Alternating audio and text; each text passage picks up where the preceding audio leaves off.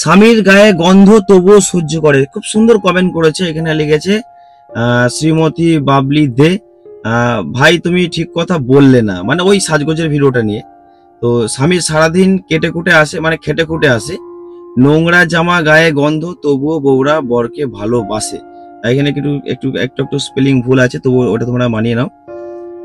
হ্যাঁ, অনেক মেয়ে আছে যে তার স্বামী খুব পরিশ্রম করে আসে, তার গায়ে গন্ধ ছাড়ে, তার জামা কাপড় এই অবস্থা থাকা সত্ত্বেও তার কাছে বসে এবং তাকে আগে খেতে দেয়, তারপর স্বামী যখন চান করে আসে সেই অবস্থাতেও কিন্তু তার স্ত্রী তাকে ভালোবাসে। এটা হ্যাঁ, এটা মানবো। মেয়েরা তার স্বামী যেমনই হোক না কেন তাকে কিন্তু খুব ভালোবাসে। কিন্তু ছেলেদের ক্ষেত্রে তোমাকে একটা বলে দিই, ছেলেরা কিন্তু তার বউকে ভালোবাসে না এমনটা কিন্তু না।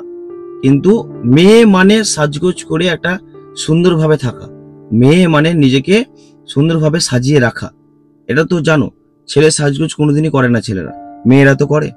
তো সেই কারণেই একটু ছেলেরা মেয়ে দেখে নতুন রকম কিছু দেখতে চায়। এরপর হ্যাঁ, যখন খেটে খুটে তোমার স্বামী আসবে, তোমার স্বামী তার সেজে গুজে আসতে পারবে না, তাই সেই যখন চান করার পর ঠিকঠাক ভাবে হয়ে যায় তখন নিশ্চয়ই তোমার ভালো লাগে।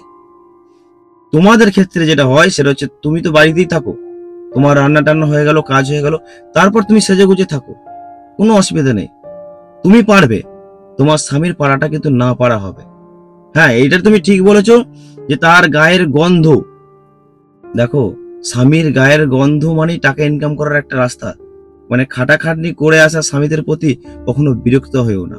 তারা খেটে খুটে এসে যেন তোমাকে ভালোভাবে দেখতে পারে, সেটা তুমি দেখার চেষ্টা করো। পুরুষ মানুষ কিন্তু কোনোদিন খারাপ হয় না, তাকে খারাপ হতে বাধ্য করে মেয়েরাই।